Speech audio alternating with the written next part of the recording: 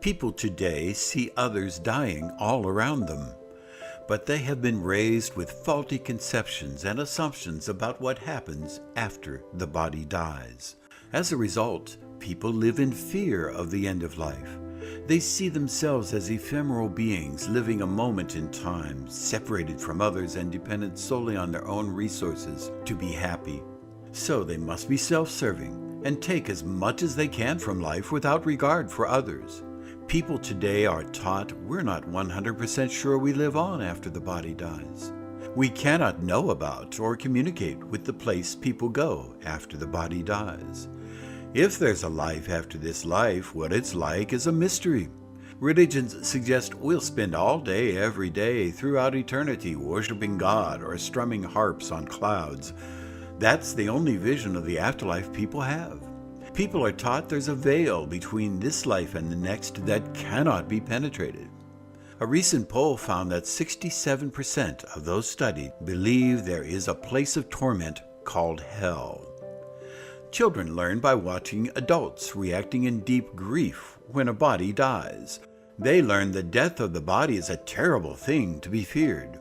People might say, "Grandma's watching over us," but they don't act like they really believe it. They fear death strongly. Children learn that fear. People in our societies are taught that those who leave the earth are inaccessible. If they're out there, we can't reach them. People go to cemeteries to visit their loved ones. They must be in the ground or in a mausoleum.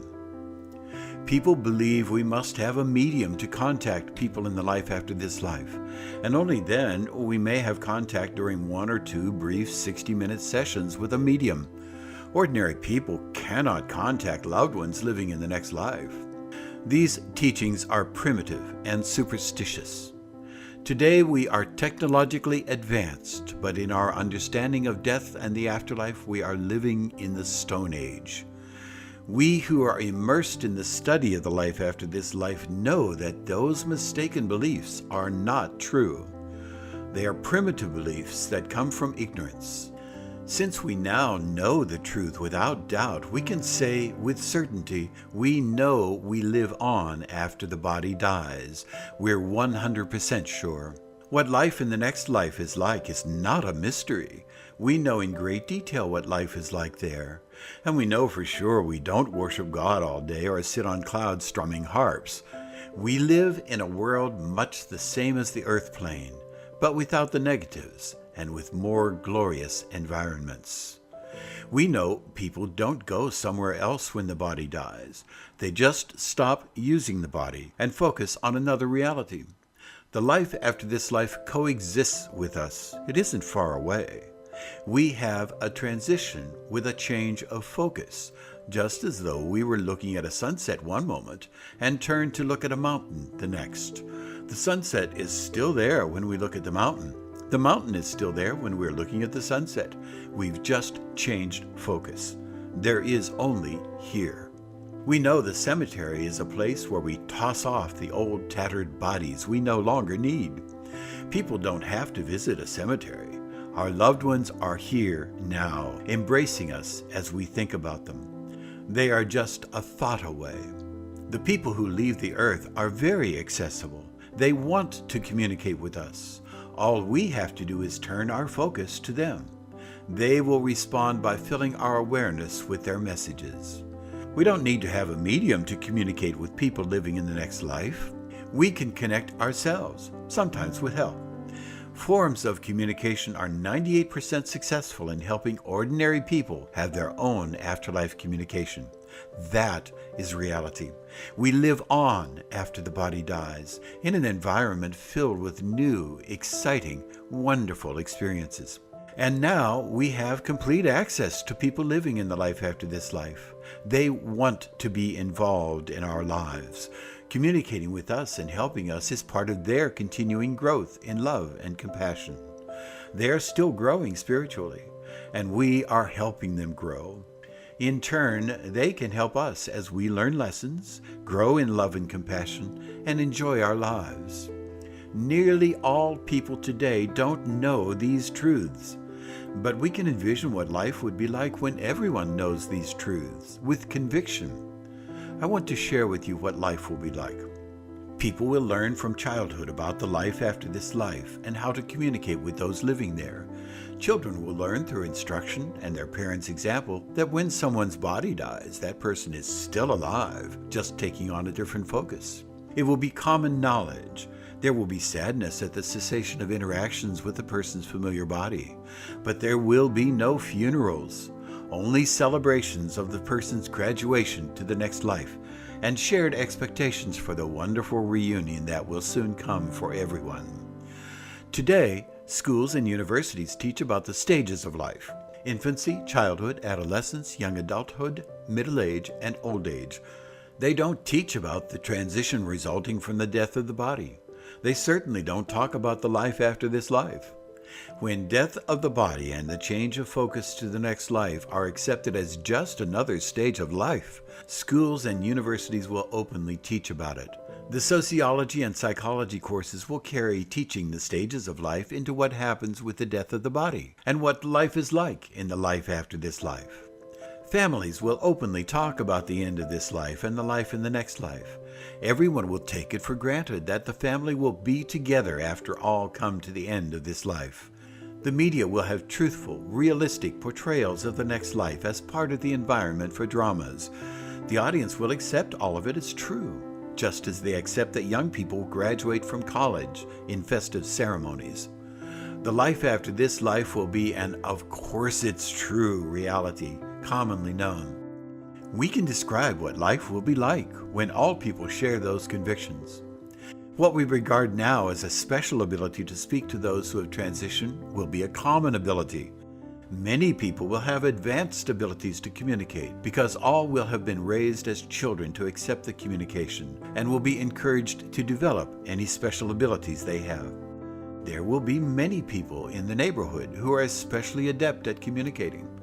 They will help others to learn how to connect themselves. All people can communicate with loved ones who have made the transition. We have the data to show that's true, with a success rate of 98% for some methods of afterlife communication. When communication becomes a common fact of daily life, everyone will be raised to experience uplifting afterlife communications with people living in the next life, with messages, extended dialogues, and senses of being touched, embraced, and kissed. People with unique medium abilities will have their abilities nurtured from a young age, so they will become even more capable. Family members will be known for the clarity of their connections and consulted by other family members openly. When all people know these truths, our daily lives will change. It will be common for someone to come into the office and, before the meeting starts, remark, "I had a conversation with Dad last night.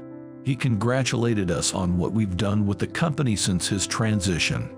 Everyone responds to his dad Simon in spirit. They'll say, "Thanks, Simon, for the vote of confidence," knowing Simon is in the room unseen at that moment. It will not be unusual or unacceptable when someone describes having conversations with people in the next life, even during such meetings. Others will listen attentively and expectantly. People from the life after this life will be invited to events. When events such as birthdays, anniversaries, weddings, and baby showers happen, people now attend them to enjoy each other's company and experience the joy of being together.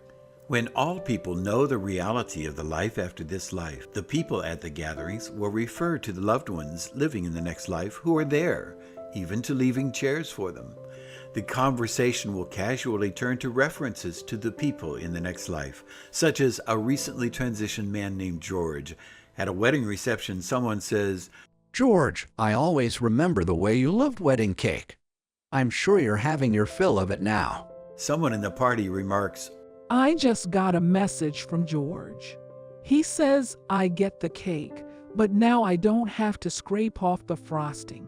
Everyone laughs. "Yes, I got that message from him too." Acknowledgement of the presence of the person living in the next life will be common in gatherings. Schools and community colleges will have courses in how to improve your afterlife communication skills. During classes, a student might share a message from someone in the next life, a guide, or even a renowned author or scientist in the life after this life. Some people may have a rudimentary knowledge of how to communicate with people other than their own family. So when someone describes what a person in spirit now says, others will validate it, or will say they're not getting the same message. The ability to communicate successfully will be so common that people can help those who are off track to improve their senses of communication. The old-time religions will be replaced by gatherings where people share what they have been learning from those in the next plane of life and involve those people in the discussions. There will be no liturgies, just singing, lively discussions, and an abundance of love among the participants, seen and unseen. There will be no talk of judgment or condemnation in this life or the next, just sharing the wonderful truths about the life after this life. There will be casual comments about the reunions that will happen when people transition to the next life, such as, "I'm looking forward to talking with Mom about what happened to her when she was a child." or "I'll ask Uncle John when I get there what his reaction was when his daughter Joan left school to become an actor." these will be common, and all listeners will know the truth of the reunion that is coming. Humankind's evolution toward becoming loving and compassionate will accelerate because of the counsel all people receive from guides and loved ones. Our scientists will be given insights to make discoveries to make people's lives more enjoyable and comfortable. Monsignor Hugh Benson, speaking from the next life through the medium Anthony Borgia, said, "Neither was it intended that the two worlds, ours and yours, should be as they are now, so far apart in thought and contact. The day will assuredly come when our two worlds will be closely interrelated, when communication between the two will be a commonplace of life, and then the great wealth of resources of the spirit world will be open to the earth world to draw upon for the benefit of the whole human race." Humankind will become more loving, compassionate, and tolerant. As masses of people commonly have afterlife communications, all of humanity will realize we are spiritual beings on earth to grow in love and compassion. People will be more concerned about others' needs than their own. We will live in a heaven on earth. Seem impossible? It's only that the horizon where that life on earth exists is a long way away, but we can see that horizon, and eventually humanity will travel to it.